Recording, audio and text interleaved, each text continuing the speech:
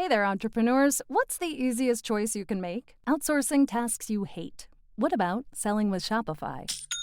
Shopify is the global commerce platform that helps you sell at every stage of your business. From the launch your online shop stage to the first real-life store stage, all the way to the did we just hit 1 million orders stage, Shopify's there to help you grow. Whether you're selling scented soap or outdoor outfits, Shopify helps you sell everywhere. With their all-in-one e-commerce platform and in-person POS system, Shopify's got you covered. Shopify helps turn browsers into buyers with the internet's best converting checkout, 36% better on average. Plus, you can sell more with less effort thanks to Shopify Magic, your AI-powered all-star. I love how Shopify gives you everything you need to take control and take your business to the next level. Sign up for a $1 per month trial period at shopify.com/dax, all lowercase. Go to shopify.com/dax now to grow your business, no matter what stage you're in. That's shopify.com/dax. You're listening to the Archaeology Podcast Network. You're listening to the Archaeology Show. TAS goes behind the headlines to bring you the real stories about archaeology and the history around us. Welcome to the podcast. Hello and welcome to the Archaeology Show, episode 246. On today's show, we talk about the controversial Netflix documentary, Cave of Bones. Let's dig a little deeper and hopefully find some more tools in that deep, deep cave. Ho, ho, ho.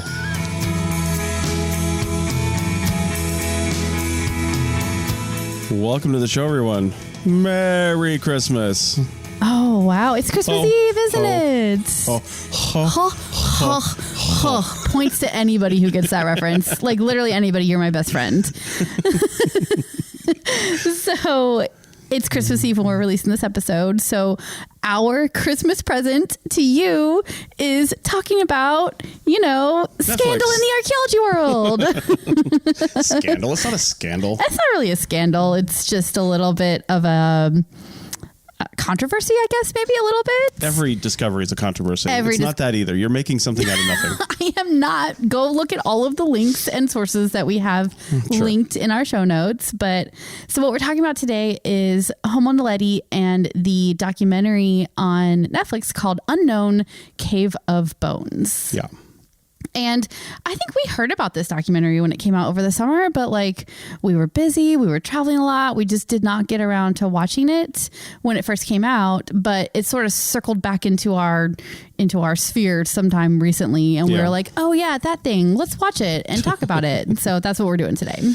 Indeed. So take a look at the links. If you haven't seen the documentary, go watch it. If you don't have Netflix or you don't want Netflix or for whatever reason, there's something that I linked to.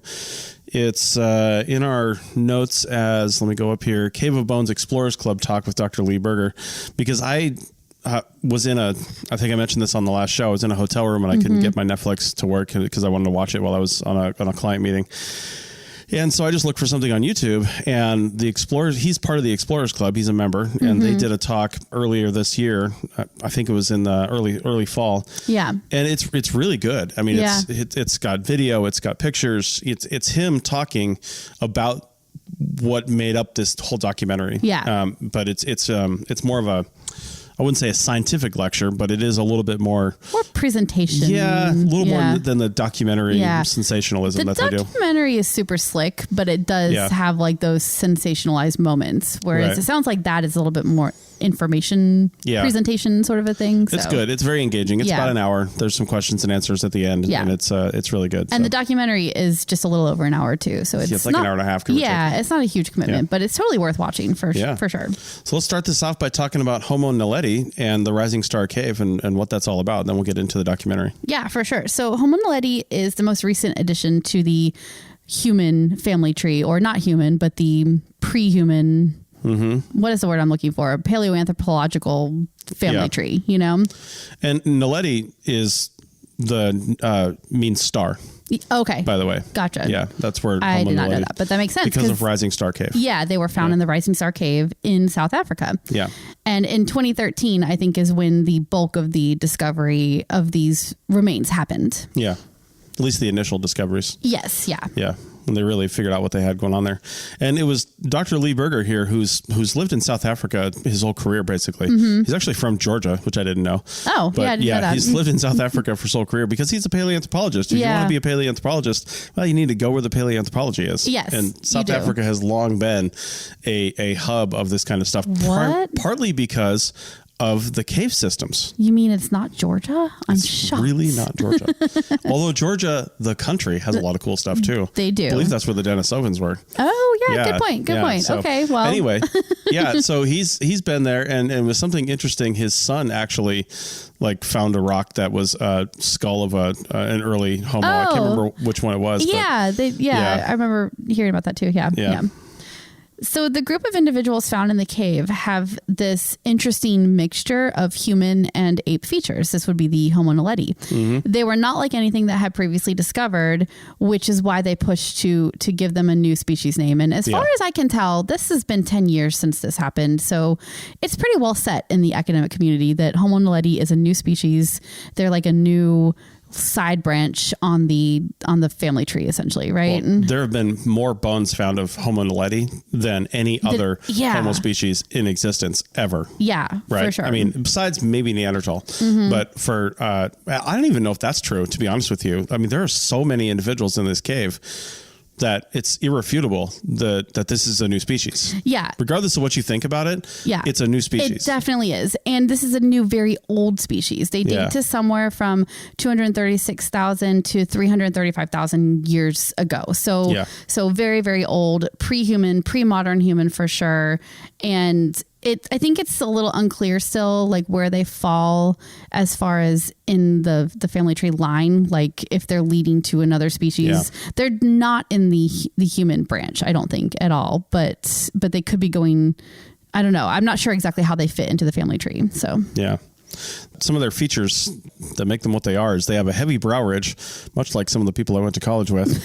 They're flat-nosed and have a protruding mouth. That was really mean to the people you went to college with. What's wrong with them? Actually, there was this one guy who was super cool, very smart, but we always used to say he had definite like Neanderthal genes because he had the biggest brow ridge I've ever seen in my life. Really? Yeah. Well, you know what? It still exists in modern humans today. So He was cool though. He knew it though. But anyway, so protruding mouth like an ape. Their teeth, however, were more similar to modern humans than apes, and their brains are very small, which is one of the reasons why, if you're going to build a controversy around this thing, a lot of people, when the research first came out, were like, there's no way an individual or a being with brains this size could do the things that you're saying they're doing. Yes, that is because we didn't have evidence of it before that. Yeah, it's the heart of the controversy, really, is how small. Their brains are about a third of the size of a modern human brain, about the size of an orange, which is quite small, really, when you think about it. I know. I'm like, an orange that you find like at a fruit stand, or an orange at the grocery store, like a which navel is the size orange of our or a brains. clementine. Like which kind are we talking about here? What kind of orange?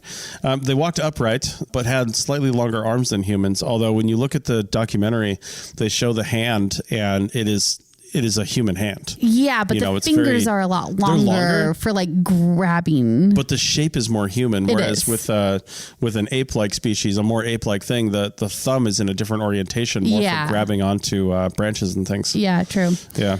Height-wise, they would have been in the 4'8" to 5'2" range, and they were super skinny and much better adapted to climbing than humans. So you're like a tall Naledi. Excuse me, I am 5'3", so I would be a giant among their people. Rude. Yeah. So, as yet, there is no evidence for tool making by this group, but we will get there. No, hush, we will get there. All right. I don't know why you would write that, since we will get there. Because that is the current agreed upon research for this group of people or group of prehumans. Yeah. The Rising Star Cave so let's talk about the Rising Star Cave now. It's a really, really cool cave system. It has a few man-made openings from mining activity about a century ago. Yeah. And that is the way that they're getting into the cave today. The natural opening that would have been used by the Homo Naledi has collapsed and is not accessible anymore. But fortunately, miners have created an entrance for us. Yeah, it was only about 10 meters away from where their command center was. Yeah. That they had, which is what they call the area where basically they had all the camera and audio feeds running up to, because Lee Berger I mean, we'll get to it, but Yeah. you know, he didn't go down into the cave every day, right? Like No. Billy, other people did, because it was very hard to get in there. But they were watching every step of the way, Yeah. you know, through these camera feeds. They had eyeballs on the whole thing. So Yeah. it was really cool from a technology standpoint, what they had to set up Yeah. in order to keep track of all the excavations. Because a lot of the people heading these activities, the other guy, John Hawk, I think his name was, or Hawks, something like that. Yeah. He was not able to go in the cave either. Yeah, but, I've met John Hawks. Oh, Yeah, have you? Okay. Yeah. He's not a small guy either. Yeah.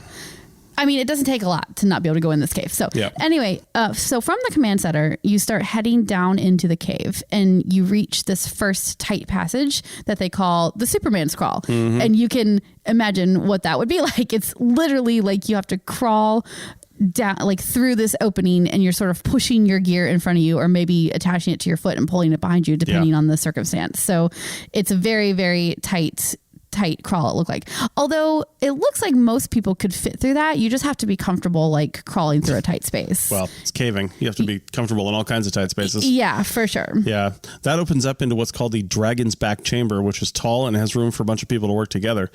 This is the area where the current excavations, and by current, we mean like recently. This recent season. Yeah. That's what those are focused on.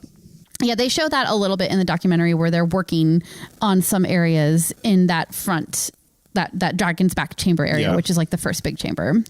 From there, you climb up what they call the Dragon's Back Ridge, which is basically straight up, almost as high as the cave entrance. And if I remember right, it's called that because it's very spiky, but it looks like it's a lot of rockfall too. Like the ceiling collapsed down onto this. It does look like that. It may not have been like that when Naledi was climbing up it. Yeah, I wonder what kind of, they didn't really talk about what the orientation of the cave would have been when the Naledi were using it. Might not be able to tell. They might not be able to tell. I wonder if they've had geologists look at it and be like, well, this looks like it fell more recently or whatever. Because that would be very important information, which we will get to later on, as you know, the skeptics of this documentary basically are talking about, you know, how they could have gotten back there and why they would have gone back there. Yeah. Okay, so after you climb Dragon's Back Ridge, at the top you have to drop down what's called the chute. And this is a 12 meter vertical shaft. And this is the problem for anybody who's larger than, you know, well, a pretty tiny person. I think they said it was 18 centimeters. Yeah. At its narrowest. What is that, like? That's not 8 a lot. inches or something like that? No, like, it's more than 8 inches. But you have to, you are sucking in your stomach the whole time. It's not easy. Yeah. I mean, if you're a woman, you're probably binding your boobs in order to squeeze through there, because I can't imagine how you could do that. So anyway, very, very, very tight shaft, and also vertical. So you're climbing down while you're trying to squeeze through. Once you get to the bottom of the chute, you enter what's called the hill antechamber. And then from there, there's a very narrow passage which takes you to the Naledi chamber, where the new species was initially discovered. Yeah. And lots of it. Yeah. Yeah. So let's get into the controversy just a little bit as we end this segment. Yeah. So over the summer, Lee Berger and his team of researchers released what's called a series of preprints about their recent finds. And I had not heard of preprints before, so that was new to me. But basically, they are peer-reviewed research publications. It's kind of like a look what we found, or look what we did, or here's something cool that's coming out soon. But it's kind of like veiled in this sort of scientific academic way, because they come out in association with these academic journals or whatever. So, but they're called preprints. The research is not peer reviewed yet. And in this particular case, if the claims that they make in the preprints are true, it'll really upend what we know about human evolution and early human behavior. So that is the controversy. And that's what we're going to talk about as we go through sort of deconstructing the documentary in the next couple segments. All right. We'll do that on the other side of the break. Back in a minute. People are driven by the search for better. But when it comes to hiring, the best way to search for a candidate isn't to search at all. Don't search, match with Indeed. The hiring process can be slow and overwhelming. Simplify hiring with Indeed. Indeed is your matching and hiring platform. With over 350 million global monthly visitors according to Indeed data, and a matching engine that helps you find quality candidates fast. Ditch the busy work. Use Indeed for scheduling, screening, and messaging so you can connect with candidates faster. Join more than 3.5 million businesses worldwide that use Indeed to hire great talent fast. Listeners of this show will get a $75 sponsored job credit to get your jobs more visibility at Indeed.com/PODKATZ12. That's Indeed.com/PODKATZ12. Terms and conditions apply. Is your vehicle stopping like it should? Does it squeal or grind when you brake? Don't miss out on summer brake deals at O'Reilly Auto Parts. O'Reilly Auto Parts. Chicken tacos should only be trusted to chicken professionals. That's where we come in. Introducing Zaxby's new chicken finger tacos. One comes with pico de gallo and creamy chipotle ranch. And the other comes with bacon, lettuce, tomato, and avocado ranch. Chicken experts since 1990. Chicken taco experts since now. Order yours today in the Zax Rewards app. Woo, saucy! Zaxby's. Welcome back to episode 246 of the Archaeology Show. And if you haven't watched it already, go check out the Netflix Unknown Cave of Bones show. Yes, spoilers about to happen. Yeah, because if you haven't seen it, you're about to see it virtually right. through us. Yeah, we're gonna walk you through it. Yeah. So my first impression is, regardless of what you think about the conclusions of this documentary, it is really freaking cool. It is really cool. It is really well done. You get this really close look at a super unique excavation. They really feature the archaeology. You know, they show the grid setup where they're excavating the different units and the different features, which are the quote unquote burials, which we'll get to. Yeah. Like, they really, really do feature the archaeology, and I have to give them really big props for that. They did such a good job. They made it interesting. They made it cool. And I guess the site itself is cool. So like, they didn't have to work too hard to make that look cool, but it was really cool. So for this documentary, they almost certainly did not get camera people down into this cave, only because you don't think so? No, I don't think so. But you have to be like a real caver to get down there. Yeah. And the people, the archaeologists they had going down there, and the exploration technicians, I think they called them, going down there. I mean, these people were experienced cavers. That's why they were going down there. And I think if Lee Berger had been able to fit into the Naledi cave, we wouldn't have any of this video footage. Oh, because who videos their excavation like this? Yeah. The reason we have most of this is because he needed to see every single minute from above. And, because he couldn't go down there. Right. And the other people as well. So I think we benefited by his girth in anybody's girth. I mean, it's a very small percentage of the population that could even fit in here. Yeah. But true. But they did have a camera on the more recent excavations, and it does seem like that was done by somebody who at least knows how to work a camera. They might have had to hire specific it's not hard to do, people though. with the specific skills to get down in the cave. You can see the shadows of it a lot of times, and it's GoPros for sure. Is it really? Yeah, but GoPros are 4K and 8K these days. They are. Yeah. I mean, they're high quality images. So, yeah. Well, regardless of how they filmed it, I was just like enthralled the whole time. I thought it was really cool. So, yeah. One thing you really get from the documentary that you might not get in other places because of, funding is you get a really good description of the cave and these really awesome kind of black and white, like almost like drawings. Yeah, kind of drawings, but like they move and it's animation. Animated. Yeah. But it's really good and it gives you a really solid idea of the journey that you have to take. The only reason we were able to describe the cave as well as we did in the first segment is because of those drawings, animated drawings that they had in the documentary. So that was really great. And keep in mind too, I mean, there are some narrow passageways, but the only place that Berger couldn't get to and other people that are just too big was the actual Naledi chamber at the very end because of the chute. Yeah, they just couldn't get through that chute. Yeah, we described the chute and it was just, in fact, in the documentary, he's on his way down and he's like, I can't get through this one part. He's like, it's like a centimeter. My chest just gets grabbing it. So he got up and somebody had a hammer and they basically like chiseled away part of it. Yeah. Spoiler alert. He does go into the chamber at the very end of the movie. Yeah. That was like one of the dramatic moments they had. Right. But they had to like hammer some rock out of the way so he could fit through. Yeah.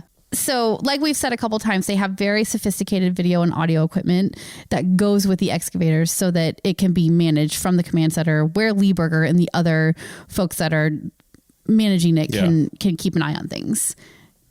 And so during the initial investigations, Berger and his team Burger or Berger?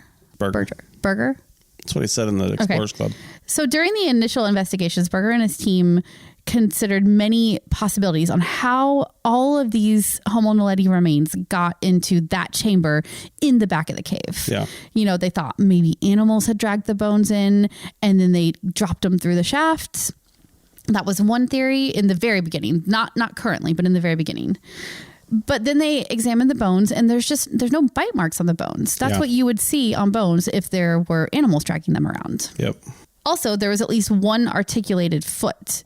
And if you have articulated remains, they probably weren't dragged around by animals because they would fall apart, We have been recently accused of having too much jargon in our podcast, which surprises me. Oh, really? Yes. Oh, I didn't know that. Oh, yes. Okay. And so articulated is a little jargony, isn't it? Articulated just means it looks like a foot would look.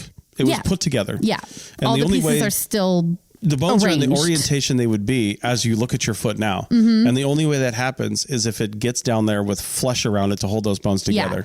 Yeah. And like pretty solid pieces of flesh. It can't just be like the little droopy bits that you see. Yeah. It's got to be solid enough that it's still connected and stays together. Yeah. This was an actual foot when it got into the cave. Yeah. Yeah. Okay. So we've got to throw out the animals dragging the bones in. So, next theory. Yeah, so the next theory is that Homo naledi themselves dragged the bodies through the cave, and they brought them in there on purpose. Mm-hmm. And were looking for a place to, protect their dead. Yeah. For lack of a better way to say that. Yeah. Yeah. And they kind of went with that theory for a little while. And they have a little bit of proof of that because there is evidence of beetle activity on the bones. And those particular beetles would only have done that if there was still flesh on the bones when they were deposited in the cave. Yeah. So they know that these remains got there with flesh on them still, basically. Yeah.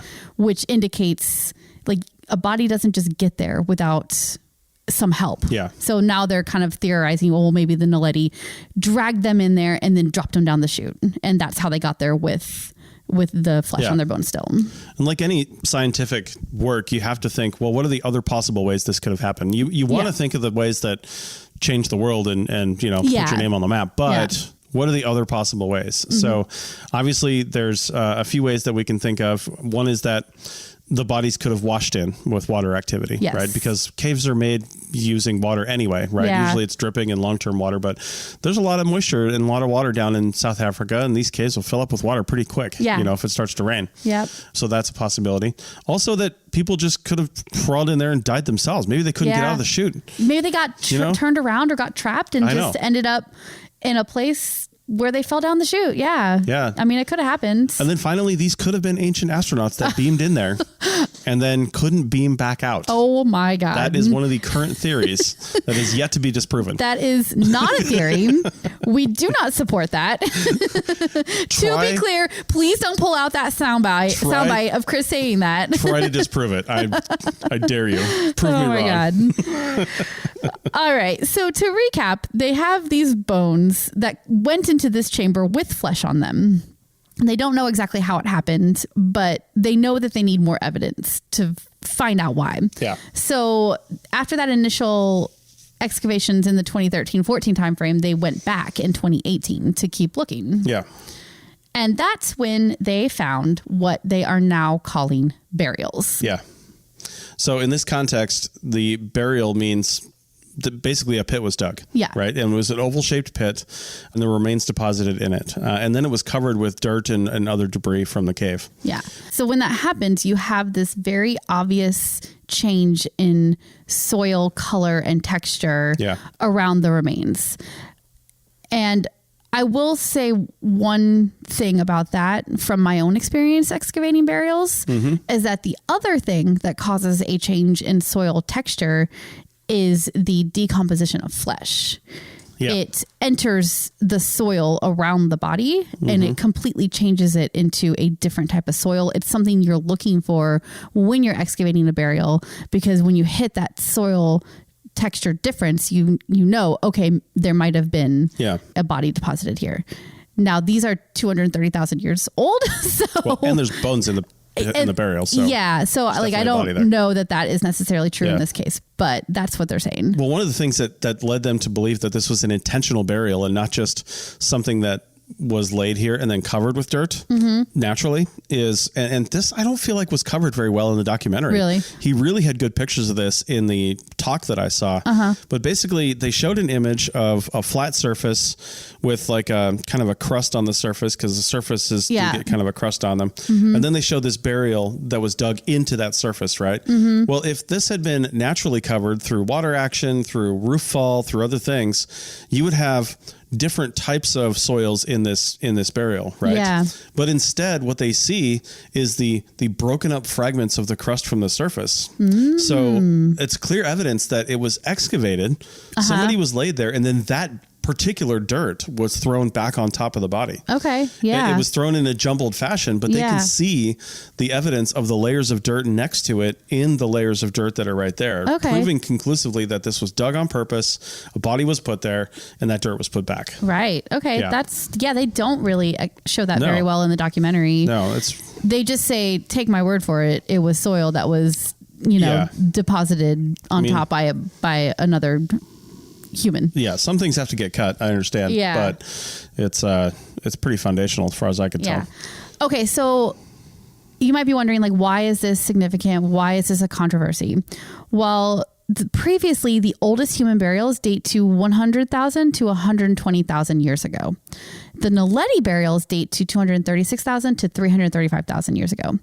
That not only pushes back more than 130,000 years, the oldest burial practices, but it's done by a species that has a brain that is a third the size of ours, and it's technically like a non-human species. It's Homo, but it's not Homo sapien. Yeah. So those are two really, really huge and extraordinary claims. And one of the people that was on these excavations was Agustin Fuentes, and it's funny, Rachel didn't actually remember this. I did not remember this. Yeah, but it was about 5 years ago or so. I looked it up. He's got a book that came out in 2019 called Why We Believe, and it's about the evolution of religion.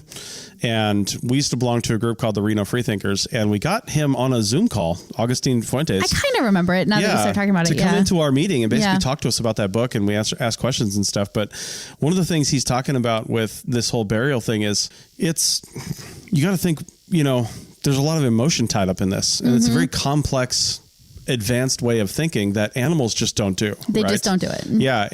But the emotion is, I can't handle watching your body eaten by other animals. I can't handle watching the elements destroy you. I can't handle all of this stuff. Therefore, I'm going to either bury you, or I'm going to take you deep into a cave where nobody can possibly find you. And then I'm going to bury you there. Yeah. And that is very complex emotional state. It's so complex because it's not just take you into a cave and bury you. It's take you under, like, drag your body underneath the Superman's passage where you have to be on your hands and knees crawling and pushing a body through, and then dragging it up this huge, the dragon spine, and then down through the chute where, granted, they were much smaller individuals, so they would have fit a lot better, but still, like, that is so much work just to find a place to put their dead to rest, which is almost a little unbelievable to think that, like, that the people doing this, I keep saying people, but I mean, I know they're not, like, non-human. They're Homo. Yeah, the Homo Naledi doing this, and they have such tiny brains. It's like, how is that even possible? That's why people are so skeptical of this. But the evidence of burials it looks pretty good from what we can see just, from this non-peer reviewed research. Well, I don't know about you, but we're going to take a break. And while we're doing that, I'm going to think about how my tiny brain relatives get anything done. All right. Back in a minute where we finish talking about the documentary.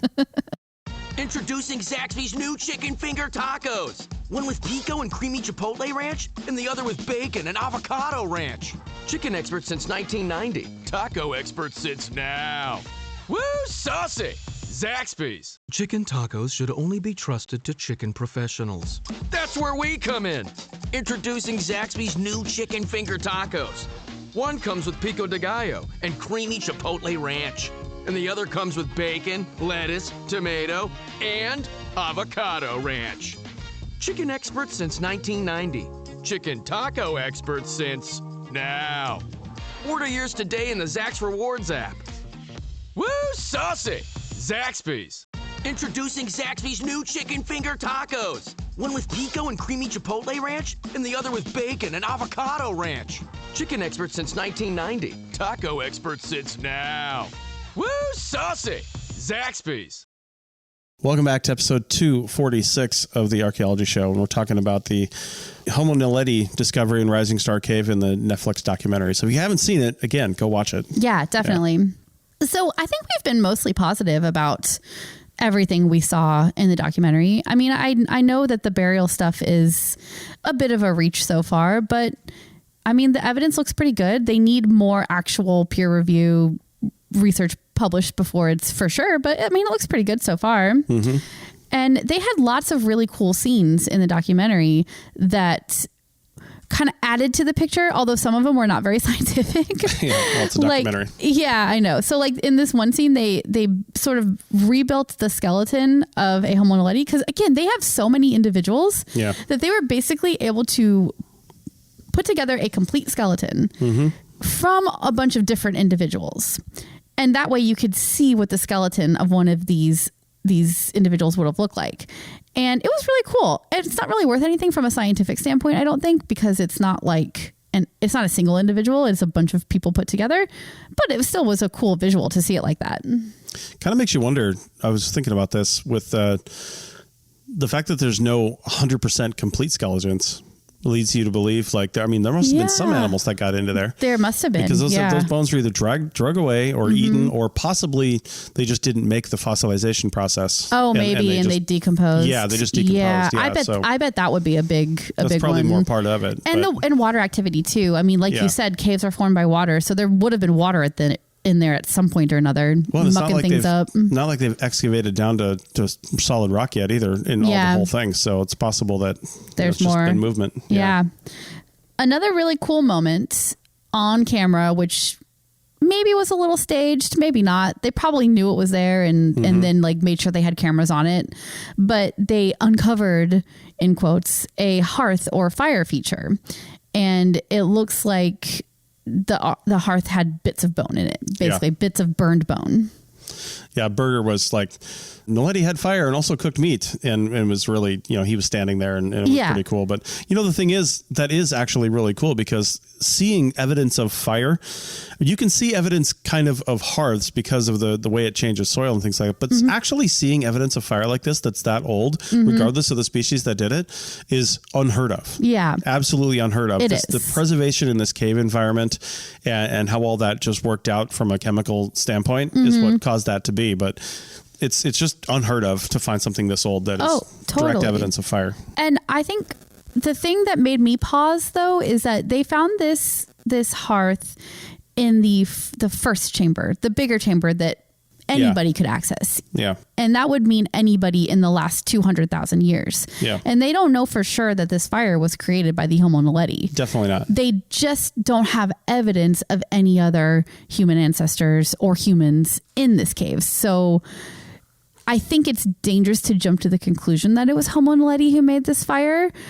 Just because there's an absence of evidence doesn't mean that it's that conclusion. Yeah, does somebody have to have died there to prove they were there? Exactly. Right. Yeah. So again, not fully excavated either. Maybe there are other burials there from modern humans. And this is in the area that the current excavations are focused on. So maybe they will find more direct evidence for who created that fire. Maybe it was Homo Naledi, but it might have been somebody more recently. Yeah. I suppose they need to date the hearth still too. They should be able to do some kind of analysis on it. Maybe not carbon-14 though, right? Because that wouldn't, I don't think you can go that far back with carbon-14, right? No, you can't. Yeah, they would have to find a different type of dating technique. Yeah. So, yeah. So other interesting things that I just noticed, because, I'm always looking at us with a skeptical eye at something like this, because it's our field, right? So I'm like, what are they doing? And one thing I noticed is that they showed tons and tons of fragments of bones with numbers on them. And the numbers were like in the 200s, right? But they never said how many individuals there were in the Naledi chamber where the Homo Naledi were found. And I looked it up online, and the minimum number of individuals the estimated number of individuals is 15, which is a massive number for paleoanthropology, right? Yeah. But when they show these fragments of bones with numbers in the 200s, it makes it seem like there's a lot more individuals than that. It's just the fragments that are counted. It's just the fragments that are counted. That's why I wanted to make sure that was clear. It wasn't clear in the documentary. That was fragments, not individuals. Yeah, of course. You wouldn't put the same number on every bone. Yeah. Yeah. And another sort of, I guess, critique I had is like we talked about, they had all these amazing animations that they were doing, sort of these like almost like sketch animations, right? And they did one for this like supposed burial that the Homo Naledi would have done, and this like teary-eyed group of mourners gathering around a dead loved one. The body is wrapped with some kind of cord, which of course they have no evidence for because cord would not survive in the archaeological record. And I just was like, that is a really nice fantasy, and that's the kind of thing that archaeologists love to sit around at a bar having a beer and like fantasizing about that. But I'm not sure that those kind of fantasies have a place in like documentary world or in research. Is where those belong. They don't belong in a paper. Only if they're clear in the documentary that this is an idea and this is this is a cool way it could have happened. Of course they were. Know? They didn't say that this is how it happened, but what they're trying to represent is what we mentioned in the last segment is that you don't make this journey, this perilous journey, even for somebody who's 4'8" and it probably wasn't as perilous for, but they can fit in there. But it was still really difficult. You didn't have flashlights. You had fire you were trying to maintain while you're going in this really dark, scary place. Yeah. And not only that, but you're bringing your dead, relative or friend along with you. And the emotion that's part of this would have been real. Right. So, they were definitely sad to see this person go. Otherwise, why would they be going through so much trouble to bury them? And I don't know if they even had tears, to be honest with you. But I appreciate the theory behind the animation, right? Yeah. Like I said, this is the kind of stuff that we love doing. We love to sit around and theorize how something could have happened. Yeah. It's the fun of doing this kind of work, right? For somebody who doesn't do this kind of work. Yeah. I'm not sure they did a very good job of drawing that line between fact and fantasy. Yeah. These illustrations and animations came across as this is how it would have happened rather than this is how it could have happened, in my opinion. So we got to talk before we end this show about one of the other major finds that they had here. And one of these was from a child burial. Yeah. So they found these really tiny finger bones, and when they were looking at this, they were super fragile, and they were like, how are we going to get this thing out of here? I don't think we can excavate it. So they ended up wrapping the entire thing without excavating. They wrapped the entire thing in plaster, like you would do like dinosaur bones or something.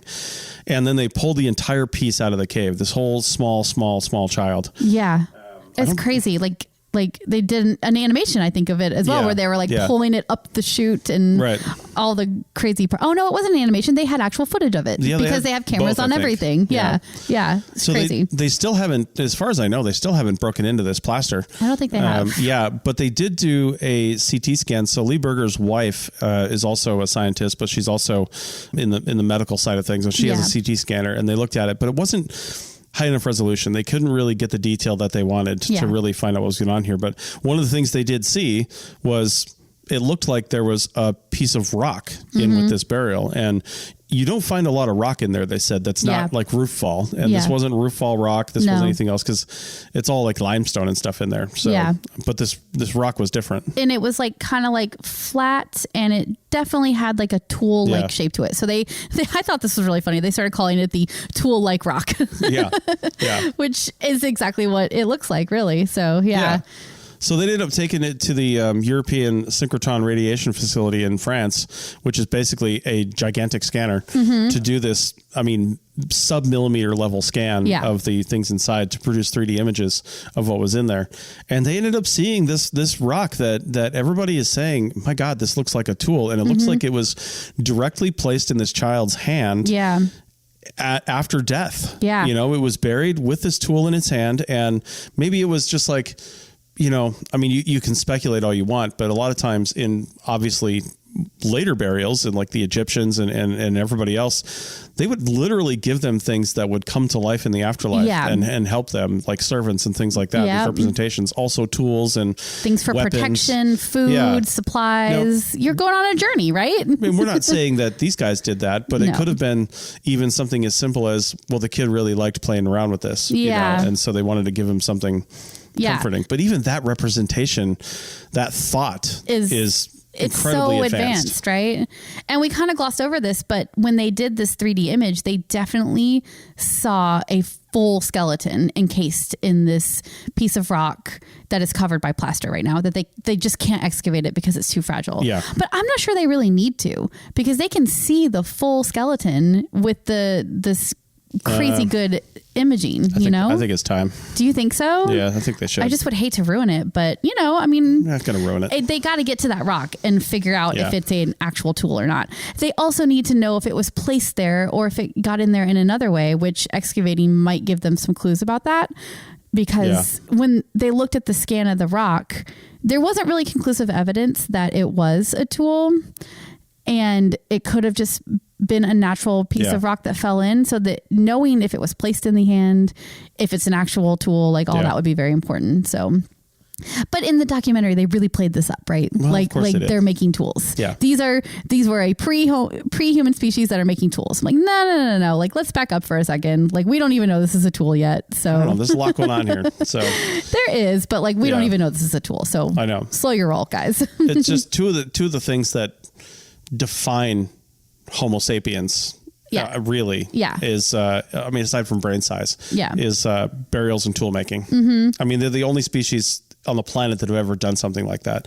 Well, intentional tool making. There's tool use in other animals like chimpanzees, even dolphins and things like that. There's evidence of tool use, but not tool making. Right. That's a very different thing. So expediently using something that already exists as a tool is different than seeing something and saying, I see something inside this that I can make. You know. So there's another thing that they made that we need to talk about right at the end here is the pictographs, which really are petroglyphs. I don't know why they kept calling them pictographs. They did call them pictographs, so I went with that because that's what they called it in the documentary. Pictographs are typically painted images only, and petroglyphs are etched or scratched or carved in some way. Petroglyphs can be painted, but that doesn't make them pictographs. Yeah, I was like, maybe that's just a different term they use in South Africa or something like that. I don't know. Like it. Anyway. So Lee Berger, who said famously he will never go down the chute because he was too big. Lost a whole bunch of weight to his credit. And because he wanted to go down there. And then on the way in, and I know you wrote up these notes. And you're very skeptical. You didn't watch the you didn't watch the talk that I watched. I didn't watch it. You're right. But he goes in and on his way discovers these pictographs, and you said it felt very staged. It did feel very staged. Yeah. And I think they represented it that way in the documentary a little bit. But the way he said it was on the talk that I saw was, they were cavers going in, and they were very focused on the ground and getting through, and weren't really paying attention to some of that stuff. And even in the documentary, and I don't know if this was real or not, but one of the guys was like, you don't think that that's natural? Like, some people may have seen that and thought it was natural. And he's like, this is definitely not natural. He's just talking about that. And that couldn't have been staged because he only went down there that one time, right, for the documentary. I don't know if he's been down there since, but at the time, that was his first time down there. It'd be hard to stage that. Unless they staged him going down there the first time for the documentary. Like, maybe he had already been down there once before. I don't know. The emotion seemed real. Yeah, and they had to like chip away pieces of rock for him to get down there. So I don't think it did seem real. That was all real. Yeah. So maybe it wasn't staged. I don't know, but it just seemed a little unbelievable to me that nobody had noticed these lines on the rocks and pointed it out at least. So, but that's fine. He had his dramatic moment of being the first to notice quote unquote rock art, but the scratches themselves, they're located on the dolomitic walls of a natural pillar at the entrance and exit of the passage that connects Hill Antechamber, which is at the bottom of the chute, with the Naledi chamber, which is where most of the burials have been found. Interestingly, though, I think they said that the child burial that has the tool in its, the quote unquote tool like rock in its hand, is near where these petroglyphs were found. Yeah. So there was a lot of reaching in the end of the documentary there, where they were trying to say that like reaching up to scratch the rocks. that they like scratched the rock, put that tool into the child's hand, and then buried the child. And I'm like, wow, that is a lot of separate things that you're trying to draw together into one story. And I wasn't super comfortable with that, because I don't know that they could ever have evidence for that being the case. But they did. I mean, some say that it could be natural weathering, that's for sure. And you can't rule that out in some cases, but you can with some better scans, right? I mean, if you can see some definite, I mean, there's evidence that tools will put onto rock art, right? I mean, that you can say that this was made by something else. And I just don't know if, at least by the time this documentary is done, and even the talk that I saw, that work had actually been done. Yeah. But one of the things he did show in the talk that I saw was they put out these images, and they're calling it the hashtag, right? Because there's these like tic-tac-toe shaped etchings in one part of it with some other stuff superimposed on it. And there's almost identical scratchings in a cave up in Europe somewhere. I can't remember where it was, but it was, 150,000 years later too. Yeah. But almost identical. And by like Neanderthals, I think, right? Something like that. Yeah. So like, but it's very easy markings to make. They're very easy. Primitive. Yeah. It doesn't take a lot of brain size to be able to come up with something like that. It's more the intention behind it. Like the why of it all, And the earliest art by Homo sapiens that we know of so far is in the Blombos cave in South Africa. Yeah. It was made approximately 80,000 years ago. So again, like we're pushing the dates of this kind of stuff way, way, way, way back and into a different species, which is why this is all so extraordinary. And I don't think anybody's against it. All this stuff sounds amazing. I want all of it to be true. I really, really do. But a lot of this came out in preprints. It's not been peer reviewed, published research yet. So I think a lot of the skeptics are just like, we need more evidence for this. Like it looks good so far, but you just can't draw all these conclusions yet. We need more evidence. We need to see your evidence, in a peer reviewed paper. So I'll leave you with this. I don't think we need more evidence to know that this is real. I think it's great. I think we need more evidence to just solidify the picture a little more. Like I totally believe this entire thing. It's pretty solid for me. It's pretty strong. But the big questions I have are, first off, this is the only place Homo Naledi's ever been found. Where's the rest of it? Yeah. Where's the rest of Homo Naledi? Now, there's not a lot. I mean, there's been a lot found in South Africa, but still, there's also a lot of animals down there that eat people, right? So there's not a lot of really good things left. Most of what's been found down there has been found in cave and limestone environments, right? Yeah. So, we need to find more stuff like that. But also, if they were so, quote, advanced 250 to 300,000 years ago, why didn't they change more dramatically than that? Why didn't they? But that's not even a fair question, because I mean, you see that in the archaeological record all the time, where somebody's doing something and they just do the same damn thing for 50,000 years. Yeah. And nothing changes. So that's, I guess, not too surprising. I wouldn't expect them to have cars 10,000 years later. Right. So, well, I would wonder, where's the rest of them? Yeah, and like, why aren't they in our direct line of evolution? Like, they're on a branch over here, and probably didn't even contribute to. Well, we don't know that yet. I mean, I think that they're separate, but we don't know that yet. I mean, I guess maybe they are more in our direct line. But then, like, then humans or the ancestors lose that ability. Like, why didn't those abilities continue on, or have we just not found evidence of it? I don't know. I mean, this is a time frame when multiple human-like species were living on the planet. Yeah. Not all of them made it to Homo sapiens. Yeah. These guys just seem so advanced. So like, why didn't they make it? Well, why didn't the things that they were doing continue on to the next? But you're not asking the right question, right? Like, they seem so advanced. Sure. But maybe we just don't have evidence of the other human-like species at that time doing this, because we haven't found it yet. It's the common problem of absence of evidence doesn't mean that it didn't happen. It just means we don't have the evidence yet. So it's really important to keep that in your mind. Were they advanced, or were they just normal, and we haven't found evidence that other species did the same thing? Yeah. I mean, it's definitely possible. It's a very unique environment that it's going to be difficult to find again. Yeah. Also, why is Homo Naledi the only one that managed to make it there? Yeah. You know, why did anybody else follow him in? That's why I'm like, can we say for sure the rock art was the Homo Naledi? Like maybe that was a later species that managed to get in there, do the thing. The burials that were there from the Homo Naledi would have been long covered at that point. If 100,000 years later, some Homo sapiens, you know, somebody from that branch got in there and made the rock art. Yeah. So I think that's where my skepticism comes in, is like drawing all these things into one picture together for the Homo Naledi when they could be separate, disparate things that happened, completely separate and maybe hundreds of thousands of years apart. Yeah. I think that's probably my biggest critique. I'm not saying none of this happened, that it's all wrong. I think the big picture is not, I don't know. There just needs to be more evidence before you pull all of it into one story together. Yeah. But that is the fun of archaeology, right? Is telling the story. So I understand wanting to sit around and tell the fun story, right? Yeah. You just have to be careful when you're communicating to the public that are not experts, that don't know, that you're not, creating a fantasy that doesn't have evidence supporting it. Yeah. So yeah, I think that was where I fall on all of this. All right. Well, tell us what you think. Yeah, I want to hear it. This documentary almost more confused me than anything, because I want to believe it so bad. The evidence is so cool. All right, well, we're going to end it there. Hopefully, if you celebrate Christmas, hopefully you have a good one tomorrow. Yeah. Hopefully you're not listening to this on Christmas Eve. Yeah, go if you are, hang out with your families, right? Yeah, or not, Yeah. Sometimes you need a break, right? I know. Family break. We're going to go hang out with Hans Gruber. So we'll see you guys later.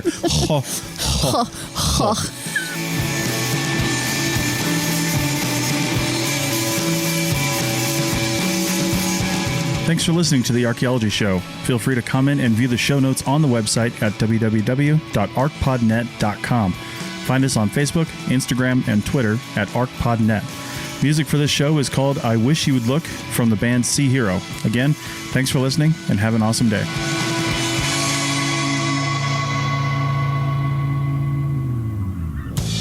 This episode was produced by Chris Webster from his RV traveling the United States, Tristan Boyle in Scotland, DigTech LLC, Cultural Media, and the Archaeology Podcast Network, and was edited by Chris Webster. This has been a presentation of the Archaeology Podcast Network. Visit us on the web for show notes and other podcasts at www.arcpodnet.com. Contact us at chris@archaeologypodcastnetwork.com.